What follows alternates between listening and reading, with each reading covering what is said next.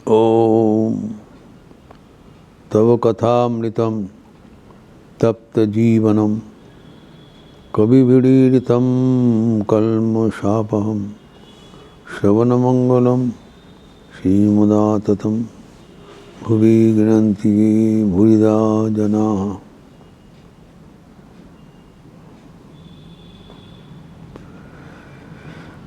शारीरिक तपस्या का बात चल रहा था। पांच प्रकार का तपस्या उल्लिखित हुआ है शास्त्र में। भगवद गीता के अनुसार हम लोग चर्चा किया। पहले था पूजा, देव द्विज गुरु प्राग पूजनम।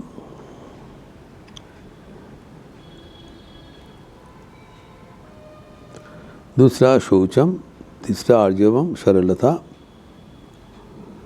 चौथा ब्रह्मचर्य, पंचम है अहिंसा।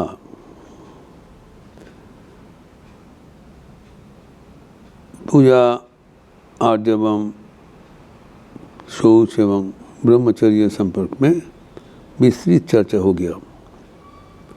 अभी जो पंचम शारीरिक तप है वह है अहिंसा।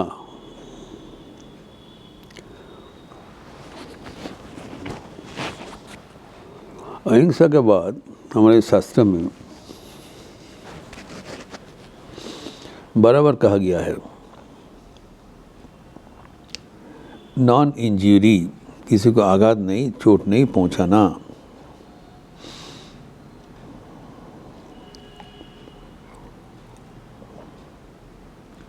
हिंसा एक पाशा प्रवृत्ति है,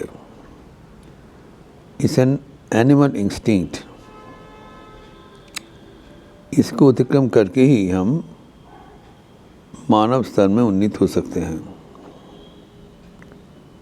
लेकिन अनेक व्यक्ति मनुष्याकृति का पशु है, उनके भीतर हिंसा सहजात है। हिंसा क्यों वर्जनीय है? क्योंकि हिंसा के माध्यम से जो हम किसी को आघात करते हैं, वो आघात हमारे ऊपर स्वयं वापस आ जाता है।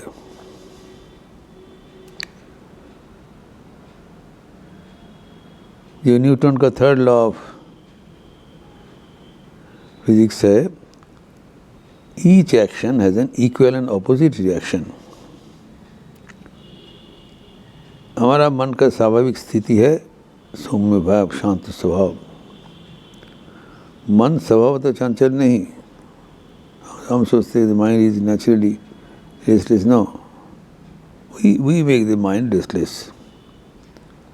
हम ही मन को असंतुलित कर देते हैं। क्यों? और दूसरे किसी पर हमारा आचरण अगर सही आचरण ना हो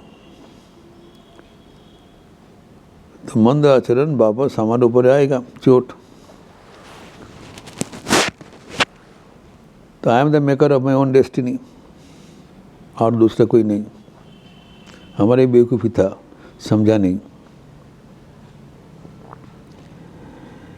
इसलिए जो मन को क्यों शांत रखना चाहिए? क्योंकि मन अगर शांत रहेगा, अनडिस्टर्ब रहेगा, मन का स्वाभाविक स्थिति है शांत स्वभाव, एवं वो शांत मन में ही भगवान का प्रतिच्छवि दिखाई पड़ता है। भगवान तो भीतर में है। अगर मन शांत रहेगा, समाहित रहेगा, स्थिर रहेगा, स्निग्ध रहेगा, उसमें भगवान की छवि दिखाई पड़ेगा। भगवान के साथ हम लोग सान्निध्य करेंगे। अगर मन चंचल हो जाता है, मन बिगड़ जाता है, उसमें भगवान की छवि सही ढंग से दिखाई नहीं पड़ेगा। We are away from God. तो हम मन को शांत करने के लिए, संयत करने के लिए प्रयास करते हैं। लेकिन हमारा जो आदत वो अगर ठीक न बन पाए, अगर हम बीच बीच में जाके भगवान का आशीर्वाद लेके ना आ पाए, तब तो हमारे लिए ये सब जो मदद है वो फलनीय नहीं होगा।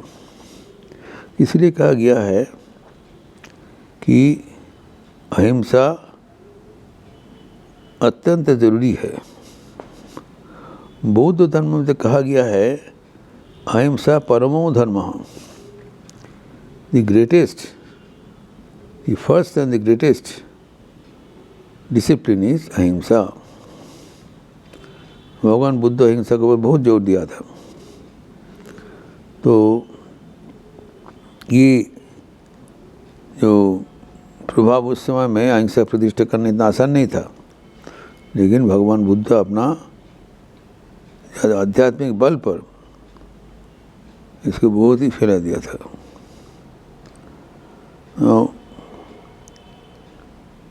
ये अहिंसा के बाद हमारे जो शास्त्र में लिखा गया है, जो जम नियम आसन प्राणायाम प्रत्याहार ध्यान ध्यान समाधि अष्टांग योग है, पहला है जो जमा, उसमें पहला सत्र है अहिंसा। द फिजिकल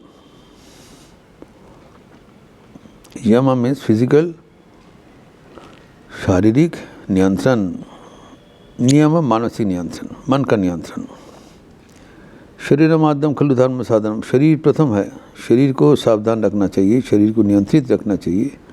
उसका पहला सूत्र क्या है? अहिंसा। यम 5 प्रकार का है, वह है अहिंसा सत्यस्त्य ब्रह्मचर्य अपरिग्रह यमा।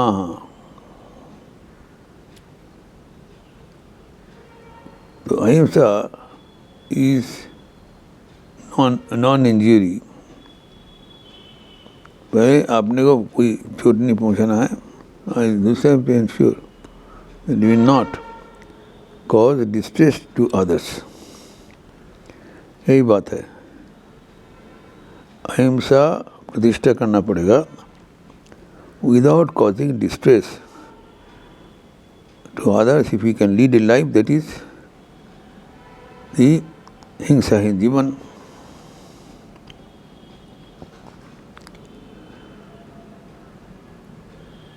तो ये यहाँ पर भी अहिंसा बताया एवं हमारे पतंजलि योग सूत्र में बताया एवं भगवान बुद्ध का वाणी में है अहिंसा। ये तो दूर तक लगी जैसे कि ये कैरी टू द एक्सट्रीम। और अहिंसा का फलश्रुति है हमारा खान पान का इतना रिस्ट्रिक्शन। तो दूसरा बात है, ये जो हमारे यहाँ पर अहिंसा का जो ऐलान कर रहे हैं, तो अन्याय कुछ नहीं है, अहिंसा करना चाहिए, लेकिन हम ऐसी करके करें ताकि इट डजंट बिकम एक्सट्रीम। जो हमें समझना चाहिए अहिंसा क्यों किया जा रहा है, क्यों अहिंसा इतना इम्पोर्टेंट है। पहली बात है,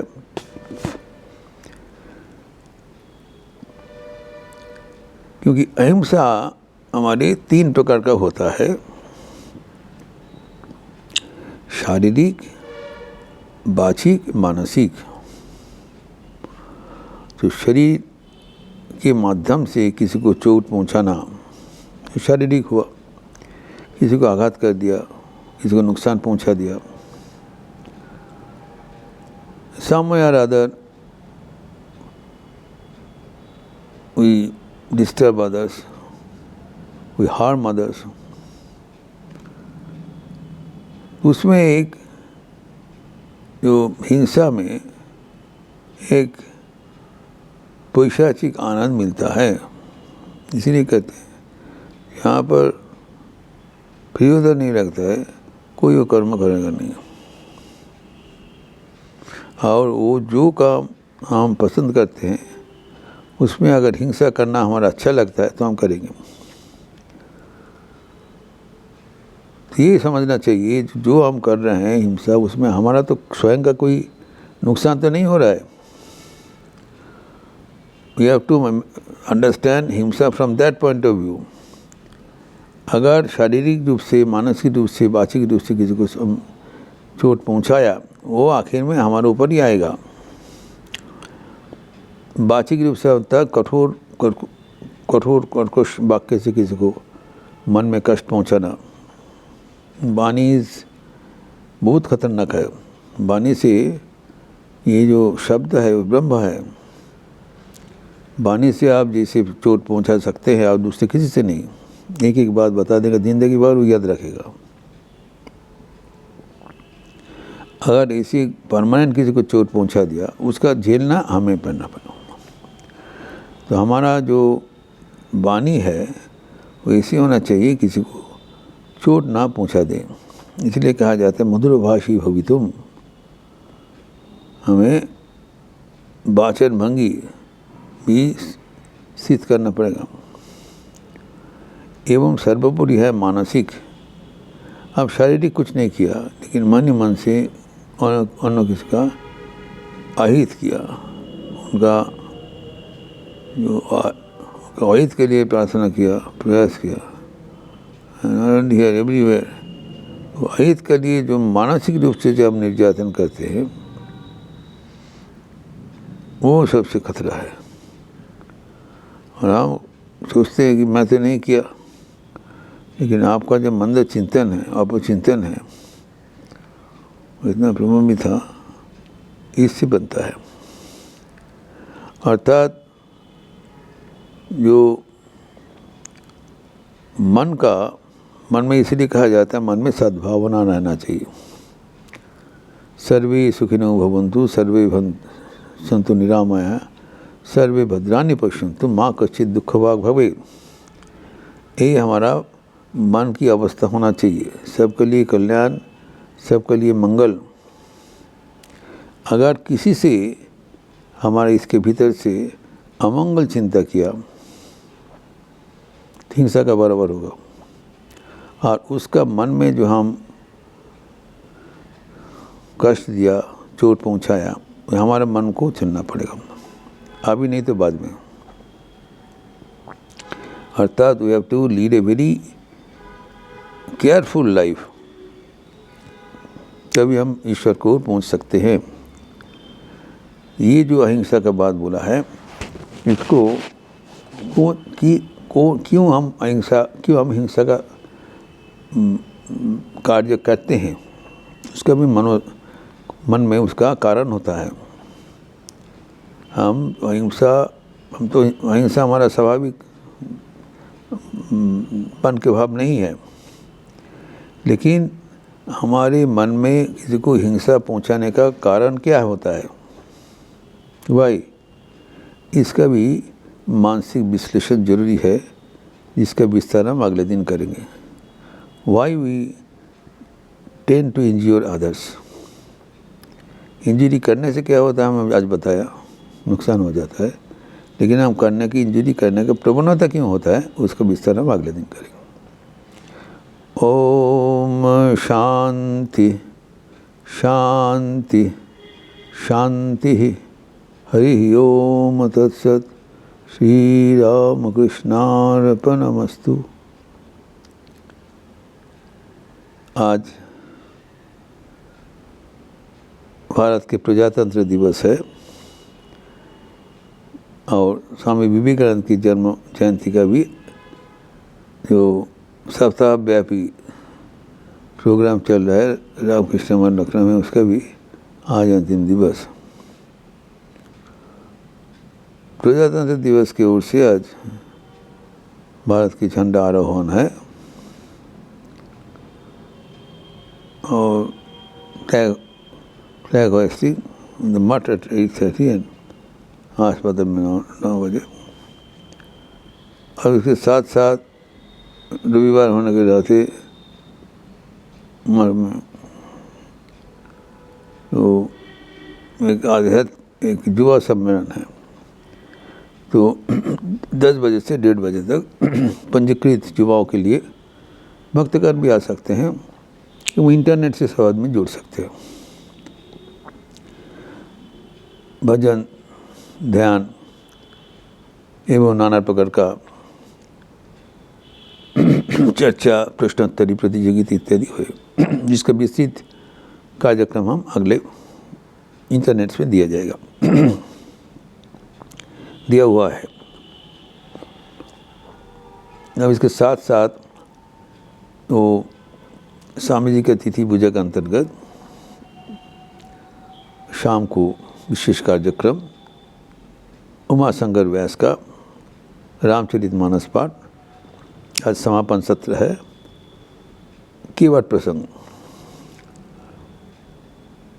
जो श्री रामचंद्र का प्रथम नागरिक, श्री राम राज्य के प्रथम नागरिक केवट,